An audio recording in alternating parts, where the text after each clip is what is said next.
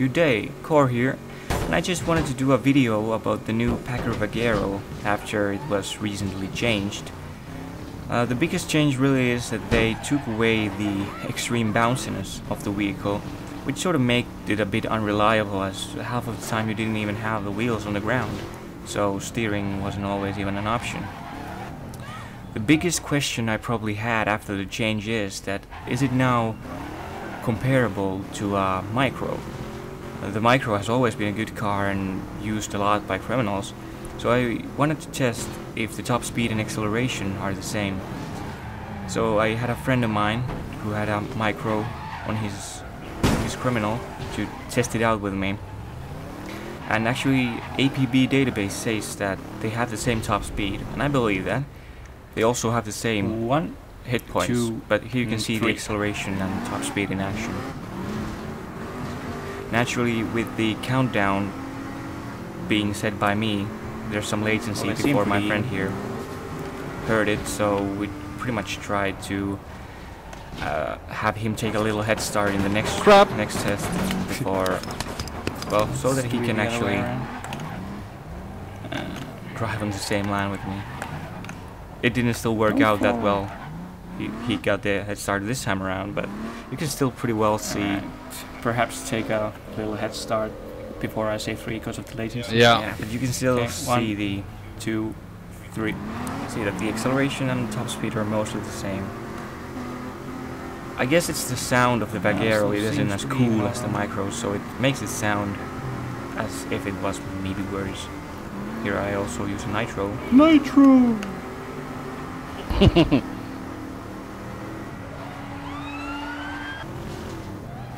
So yeah, most of the characteristics of the old Vaquero are still there, except for the bounciness. It still drives very similarly, but it's just a bit more reliable now. However, the handbrake is still a very sensitive thing. You have to use it quite carefully, or you can find yourself in the wall or something else. Luckily though, the thing reverses really well and can do some pretty insane turns and whatnot. So it shouldn't be a big problem even if you hit a wall.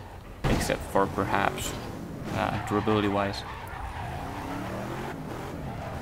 I just had to try this new jump here as well.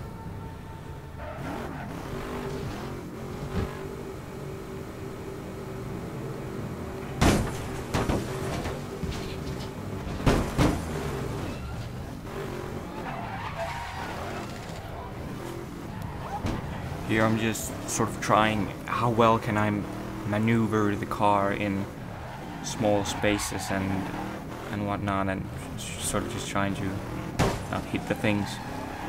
And well, you can do this with any car, but it's quite easy with a Vaquero since it turns really fast and generally speaking is quite a sensitive car, which is a good thing. Here I'm mainly just trying to flip the Vaquero again, because as always, it has always been like this, but you can't really flip it. You can flip it, but it will always just get back to its wheels, and the problem there is probably the durability. Here I'm just trying some ridiculous scenario of, getting through this building. I guess it says something about the car, how well it turns little corners at low speeds, and how well it climbs stairs, for example. Mikro and Vaquero are both all-wheel drives, so that's not something that would, for example, make Vaquero better. However, Vaquero does have more ride height, which probably means it's not gonna get stuck so easily, for example, to stairs. Some of the old Nitro weirdness is still, however, in place, as you can pretty much see here. But that's pretty rare nowadays. It doesn't do that the same way it does before. It was a fun car to just fool around in before, but I think it's overall better now, because now it's at least somewhat reliable. I think the target audience is a bit bigger now.